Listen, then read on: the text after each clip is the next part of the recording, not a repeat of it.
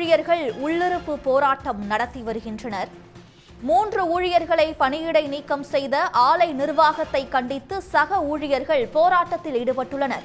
தொழிற்சங்கத்திலிருந்து விலகுவதாக 400க்கும் மேற்பட்ட ஊழியர்களிடம் கட்டாயப்படுத்தி கையெழுத்து வாங்கியதாக குற்றச்சாட்டு எழுந்துள்ளது. காஞ்சிபுரம் மாவட்டம் சுங்குவாச்சத்திரத்தில் சாம்சங் ஊழியர்கள் உள்ளிருப்பு போராட்டம் நடத்தி வருகின்றனர். கூடுதல் விவரங்களுடன் செய்தியாளர் மணிகண்டன் இணைப்பில் இருக்கிறார். மணிகண்டன், தற்போது சாம்சங் ஊழியர்கள் உள்ளிருப்பு போராட்டத்தில் ஈடுபட்டிருக்கிறார்கள். எத்தனை பேர் இந்த போராட்டத்தில் ஈடுபட்டிருக்கிறார்கள்? அவர்களின் கோரிக்கை என்ன?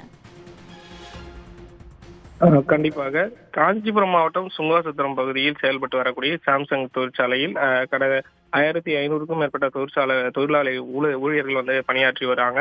இந்த நிலையில் கடந்த 2 மாதங்களுக்கு முன்பாக தொழிற்சங்க அங்கீகாரம் உள்ளிட்ட கோரிக்கைகளை வலியுறுத்தி 1 மாத காலமாக போராட்டத்தில் ஈடுபட்டு அதன் பிறகு தமிழக அரசு தொழிலாளர் நலத்துறை பேச்சுவார்த்தை அடுத்து அந்த வேலை நிறுத்த போராட்டமானது கைவிடப்பட்டு மீண்டும் பணிக்கு திரும்பினர். இதனைத் தொடர்ந்து சாம்சங் தொழிற்சாலை நிர்வாகம் போராட்டத்தில் ஈடுபட்ட அந்த 3 பேர் மீது பழிவாங்கும் நடவடிக்கையாக பணியிட நீக்கம் செய்து உத்தரவிட்டதாக கூறப்படுகிறது.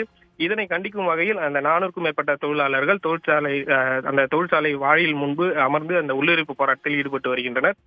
தொழிலாளர்கள் தரப்பில் இந்த தொழிலாளர்களிடம் கட்டாயப்படுத்தி அந்த தொழிற்சங்கத்தில் இருந்து விலகுவதாக கட்டாயப்படுத்தி கையெழுத்து பெற முயற்சி செய்வதாக, இதை கண்டிக்கும் வகையில் தொழிற்சாலை எம்டியை சந்திக்க அனுமதி கேட்டு ஊழியர்கள் நேற்றைய தினம் கேட்டிருந்தனர்.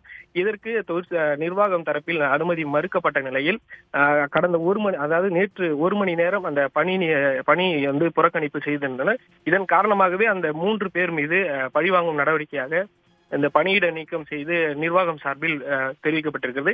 இதனை கண்டிக்கும் வகையில் தற்போது அந்த தொழிற்சாலை வாயிலில் அமர்ந்து 400க்கும் மேற்பட்ட தொழிலாளர்கள் உள்ளிருப்பு போராட்டத்தில் ஈடுபட்டு வருகின்றனர். விவரங்களுக்கு நன்றி மணிகண்டன்.